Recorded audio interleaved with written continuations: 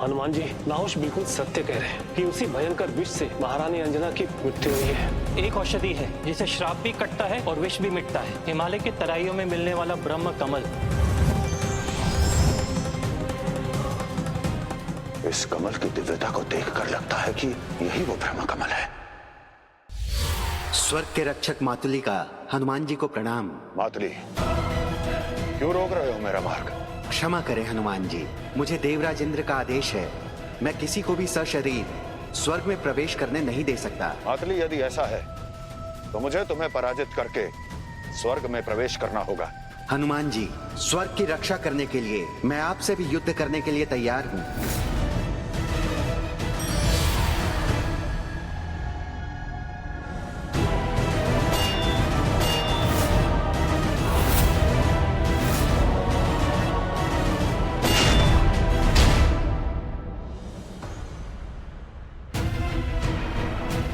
हे स्वर्ग के रक्षक, मैं पुनः आपसे निवेदन करता हूं, मुझे जाने दें, समय नहीं है मेरे पास। क्षमा करें हनुमान जी, किंतु मैं अपने धर्म से बंधा हुआ हूं। जय श्री राम।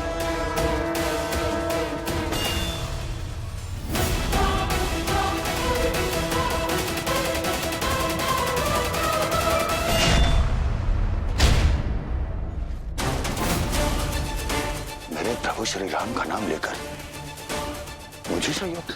जय श्री राम। हनुमान जी के बल को रोक सके, भला मातली में ऐसी शक्ति कैसे आई? देवो, श्री राम रावण युद्ध के समय जो रथ मैंने प्रभु श्री राम को दिया था, मातली उसके सारथी थे। मातली की सेवा से प्रसन्न होकर प्रभु श्री राम ने स्वयं उनको स्वर्ग के रक्षक के रूप में नियुक्त किया था और उन्हें कभी पराजित न होने का वरदान भी दिया था। हे महाबली, मैं आपको पराजित तो नहीं कर सकता, किंतु मैं भी पराजित नहीं हो सकता, क्योंकि मुझे भगवान श्री राम का वरदान प्राप्त है।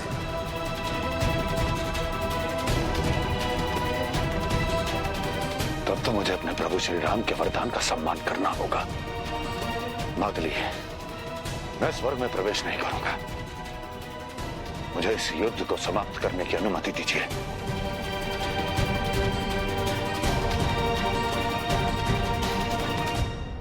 अनुमति है हनुमान जी। अंततः हनुमान जी को अपनी पराजय स्वीकार करनी ही पड़ी। देवराज, हनुमान जी बल बुद्धि के निधान हैं, जिन्हें मैनाक पर्वत, सुरसा, सिंहिका, लंकनी नहीं रोक पाए, वो मातली के रोके भी नहीं रुकेंगे। मातली, मैं स्वर्ग में प्रवेश नहीं कर सकता, किंतु ध्यान तो कर सकता हूं। अवश्य हनुमान जी। धन्यवाद।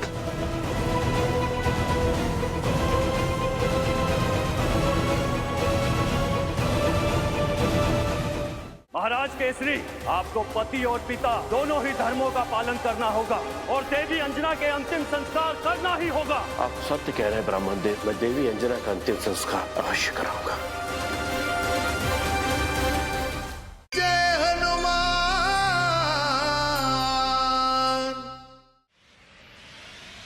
हे मेरी अणिमा सिद्धि, प्रकट हो, प्रकट हो।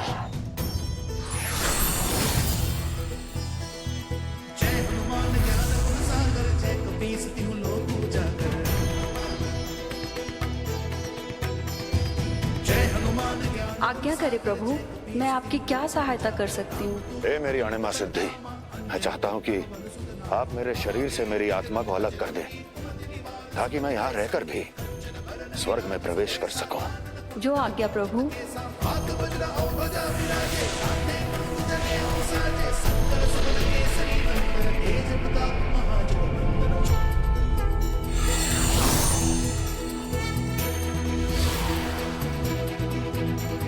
जय हनुमान ज्ञान गुण सागर, जय कपीस तिहु लोक पूजा कर, रामदूत अतुलित बल धामा, अंजनी पुत्र पवन सुत नामा। जय हनुमान ज्ञान गुण सागर, जय कपीस तिहु लोक पूजा कर, रामदूत अतुलित बल धामा, अंजनी पुत्र पवन सुत नामा। भगवान श्री राम ने कहा था माता सीता का पता लगाने वाले हनुमान जी को संसार में कहीं भी आने जाने से कोई नहीं रोक सकता।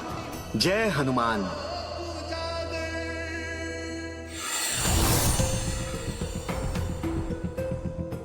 मातली, ये क्या किया तुमने? हनुमान जी को स्वर्ग में प्रवेश कैसे करने दिया? देवराज, आपकी आज्ञा के अनुसार मैंने हनुमान जी को रोके रखा है। वो देखिए।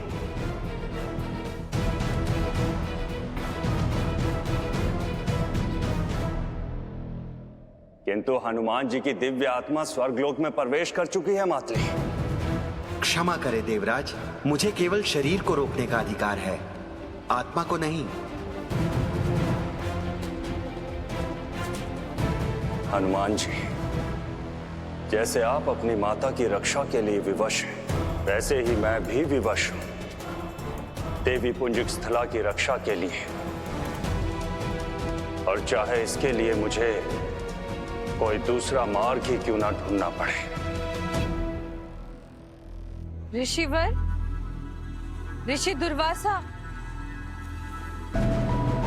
प्रणाम माता। माता, ऋषि दुर्वासा को यहां से गए हुए कई वर्ष बीत गए। कौन हो तुम? और मुझे माता क्यों पुकार रहे हो? माता, आप मेरी माता समानी तो हैं, और मैं आपका पुत्र हनुमान। पुत्र? स्वर्गलोक में एक अप्सरा को यह सम्मान कभी नहीं मिला होगा। परंतु तुमने ऐसा क्यों कहा कि ऋषि दुर्वासा को यहाँ से गए वर्षों बीत गए? माता, क्या आपको ऋषि दुर्वासा द्वारा दिए गए श्राप अभी भी स्मरण है? और उसके पश्चात का जीवन? उसके पश्चात का जीवन? किस जीवन की बात कर रहे हो?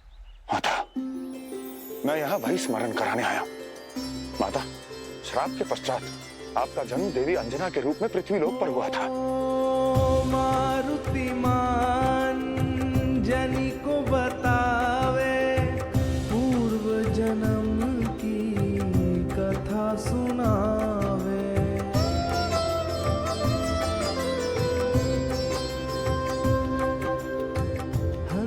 मैंने तो कभी स्वप्न में भी नहीं सोचा था कि एक श्राप के पश्चात इतना गरिमामय, प्रेम, प्रसन्नता और सम्मान से भरा हुआ जीवन मिल सकता है। हाँ माता, और अब देवी अंजना के रूप में आपका वही जीवन समाप्त होने जा रहा है।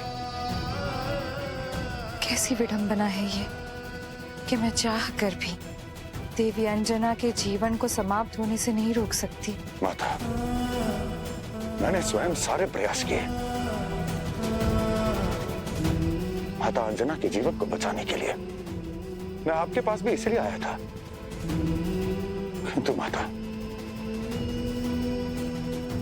ऐसा लग रहा है जैसे एक पुत्र अपनी माता को दिए हुए वचन से हार गया हो, अपनी माता की जीवन की रक्षा न कर पाया हो, अपना पुत्र धर्म नहीं निभा पाया हो। मुझे आज्ञा दीजिए माता।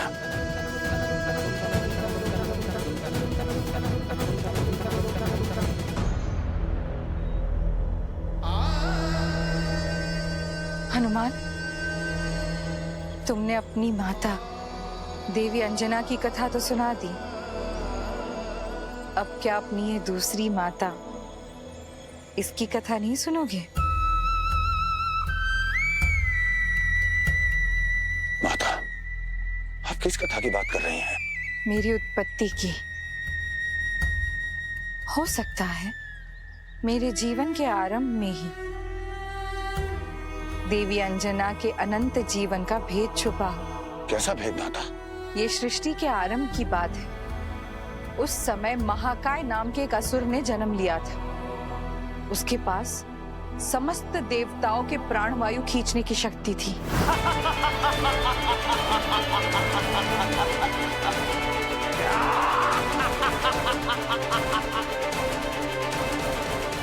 वे देवताओं के प्राण वायु को खींचकर उनका अंत कर दूंगा।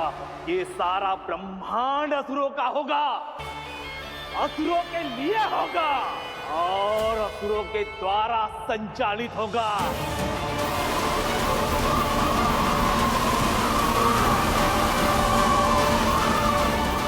हनुमान, महाकाय के कारण समस्त देवताओं के प्राण संकट में पड़ गए थे और फिर सारे देवता रक्षा के लिए महादेव के पास गए।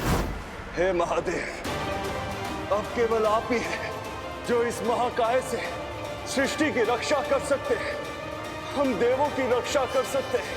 किंतु देवराज, महाकाय को वरदान है कि उसका वध किसी भी स्त्री या पुरुष द्वारा नहीं किया जा सकता। किंतु महादेव, आपका एक रूप है जो सभी रूपों से परे है, जिसमें पुरुष और प्रकृति दोनों का संगम है। अर्धनारेश्वर रूप। हाँ प्रभु, अब आप केवल अर्धनारीश्वर रूप द्वारा हम सबकी रक्षा कर सकते हैं। रक्षा कीजिए अर्धनारीश्वर, रक्षा कीजिए अर्धनारीश्वर। हे संसार के समस्त देवों, हे त्रिदेवों, मुझे क्षमा कीजिए, किंतु अपनी माताओं को दिए हुए वचन को पूर्ण करने के लिए मुझे समस्त देवों की प्राण वायु को रोकना ही होगा। जय हनुमान।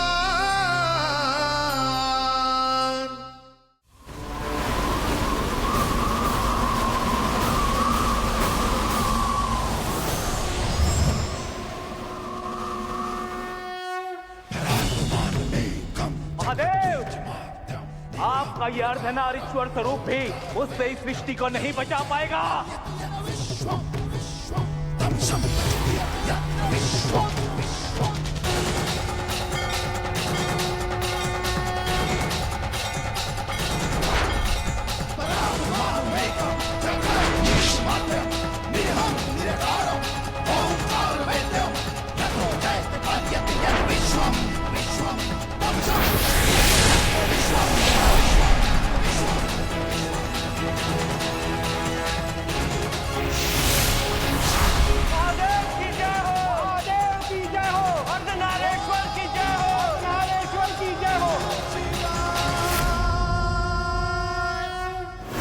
उसी अर्धनारीश्वर रूप से पुरुष और प्रकृति के मिलन से एक गंधर्व और अप्सरा ने जन्म लिया था,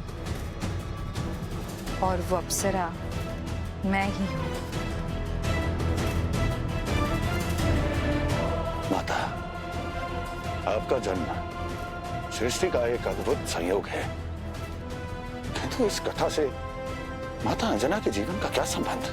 हनुमान, जहां से मेरी उत्पत्ति हुई है, केवल उसी अर्धनारीश्वर रूप में मेरा ये शरीर सदा सदा के लिए विलीन हो सकता है। माता, आप ये कैसी बातें कर रही हैं? आप मुझे अपने अंत का मार्ग क्यों बता रही हैं माता? हनुमान, मेरे इस जीवन के समापन के पश्चात ही देवी अंजना को पुनः जीवन दान मिल सकता है। नहीं माता, मैं यह धर्म नहीं कर सकता। ये सत्य है कि मैं अपनी माता अंजना का जीवन बचाना चाहता हूं, किंतु उसके लिए मैं अपनी दूसरी माता का जीवन नहीं ले सकता। हनुमान, मैंने युगों युगों तक एक अप्सरा का जीवन यापन किया है, परंतु उससे कई बढ़कर है एक माता का जीवन। मैं इस संसार में पुंजक स्थला के रूप में जानी जाऊं, उससे कहीं अच्छा होगा यदि ये संसार मुझे देवी अंजना के रूप में जाने, हनुमान की माता के रूप में जाने। किंतु माता, मुझे क्षमा करें, मैं यह धर्म नहीं कर सकता, कदापि नहीं कर सकता। मुझे माता अंजना की जीवन रक्षा के लिए कोई और मार्ग ढूंढना होगा। हनुमान, मेरा ये शरीर पुंजक स्थला का अवश्य है, परंतु इसमें आत्मा देवी अंजना की बसती है, और ये एक माता की इच्छा है। अपनी माता की इच्छा का पालन नहीं करोगे? हनुमान, तुम्हें अपनी माता की इच्छा का पालन करना ही होगा। तुम्हें देवी अंजना के आदेश का पालन करना ही होगा। अवश्य माता। माता, मैं अपनी माता की आज्ञा को टाल कैसे सकता हूँ? मैं आपकी इस इच्छा को अवश्य पूर्ण करूंगा। अब संपूर्ण संसार आपको माता अंजना के रूप में जानेगा और इसके लिए मुझे देवी पुंजिक स्थला को महादेव के अर्धनारीश्वर रूप में पुनः स्थापित करना होगा। जय श्री राम।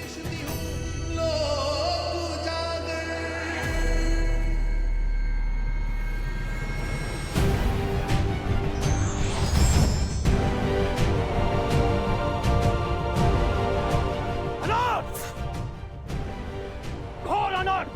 एक मनुष्य शरीर बिना अंतिम संस्कार के महान अर्थ है ये। ब्राह्मण देव, आपसे त्रुटि हो रही है। देवी अंजना की अभी मृत्यु नहीं हुई है। जिस शरीर में आत्मा ना हो वो मृत्यु ही होता है। और कैसी होती है मृत्यु? क्षमा करें ब्राह्मण देव, मेरा पुत्र हनुमान अपनी माता की आत्मा को ले नहीं गया है, वो बस आता ही होगा। भ्रम है ये, मोह है ये। ब्राह्मण देव, आप चाहते क्या हैं? अंतिम संस्कार।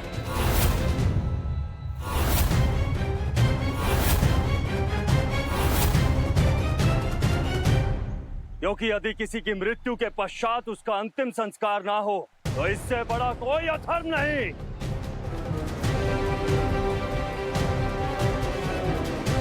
ब्राह्मण देव, आप उचित कह रहे हैं, किंतु हम सब हनुमान जी की आज्ञा को टाल नहीं सकते और हनुमान जी के लिए कुछ भी करना संभव नहीं है। इसलिए हम सबको उनकी प्रतीक्षा करनी ही चाहिए।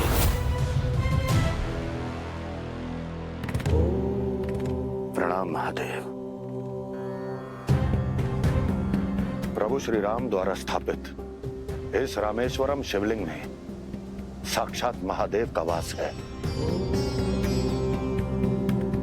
हे महादेव, जैसे आपने प्रभु श्री राम की इच्छा पूर्ण की थी, उसी प्रकार मेरी मनोकामना भी पूर्ण करें।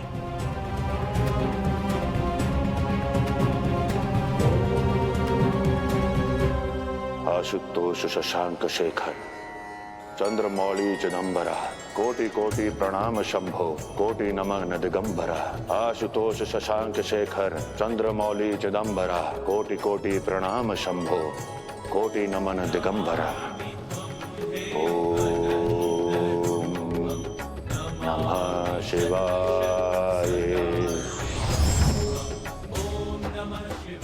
हनुमान,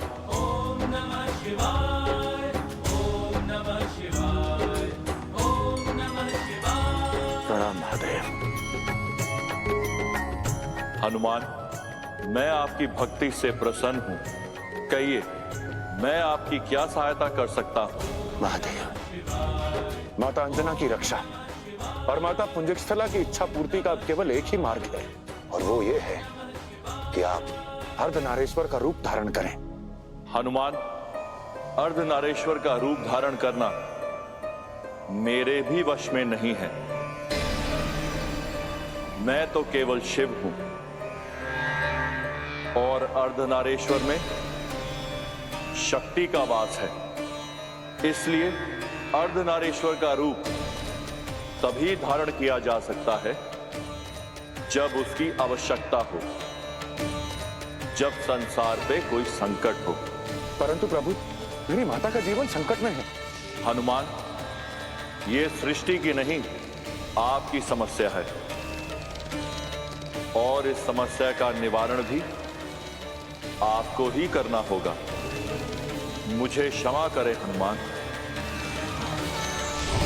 प्रणाम महादेव। हे महादेव, मैंने अपनी दोनों माताओं को वचन दिया है, आपको अपने अर्धनारेश्वर का रूप धारण करना ही होगा, चाहे उसकी परिस्थितियां मुझे स्वयं ही क्यों ना निर्मित करनी पड़े। महाराज केसरी, आप एक धर्मनिष्ठ राजा हैं। यदि एक राजा ही अपनी पत्नी के मोह में पड़कर अधर्म करने लगे तो संसार का क्या होगा? किंतु ब्राह्मण देव, पुत्र की अनुपस्थिति में मैं उसकी माता का अंतिम संस्कार कैसे कर सकता हूँ? महाराज केसरी, जैसे महादेव देवी सती की मृत्यु को स्वीकार नहीं कर पा रहे थे, वैसे ही उनके रुद्र अवतार भी अपनी माता की मृत्यु को स्वीकार नहीं कर पा रहे हैं।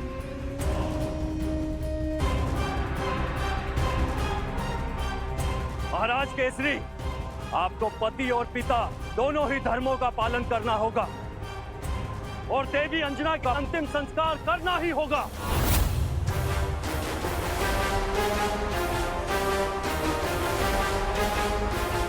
आप सत्य कह रहे हैं ब्राह्मण देव।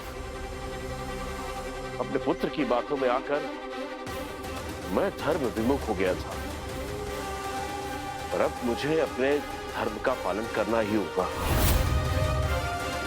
मैं देवी अंजना का अंतिम संस्कार अवश्य कराऊंगा।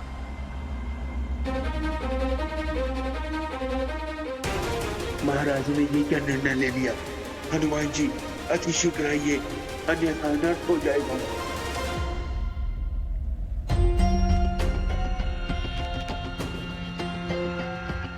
इस संसार में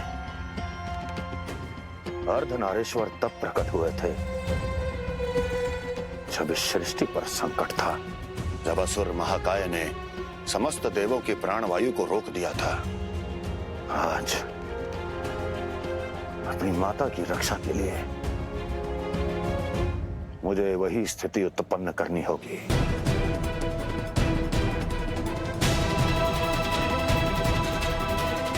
हे संसार के समस्त देवों, हे त्रिदेवों, मुझे क्षमा कीजिए, किंतु अपनी माताओं को दिए हुए वचन को पूर्ण करने के लिए मुझे समस्त देवों की प्राण वायु को रोकना ही होगा।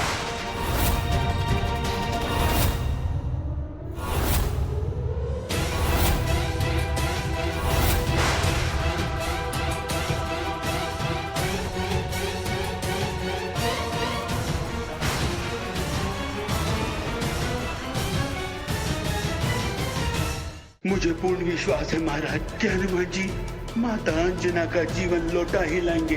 अंजना के अंतिम संस्कार में मैं और विलंब नहीं कर सकता। रुक जाइए हनुमान जी, अन्यथा हमें आप पर शस्त्र प्रहार करना होगा। मैं प्रसन्नता पूर्वक आपके शस्त्रों का सामना करने के लिए तैयार हूँ। मुझे पूर्ण विश्वास है महाराज कि हनुमान जी माता अंजना का जीवन लौटा ही लाएंगे। अंजना के अंतिम संस्कार में मैं और विलंब नहीं कर सकता। रुक जाइए हनुमान जी, अन्यथा हमें आप पर शस्त्र प्रहार करना होगा। मैं प्रसन्नता पूर्वक आपके शस्त्रों का सामना करने के लिए तैयार हूँ।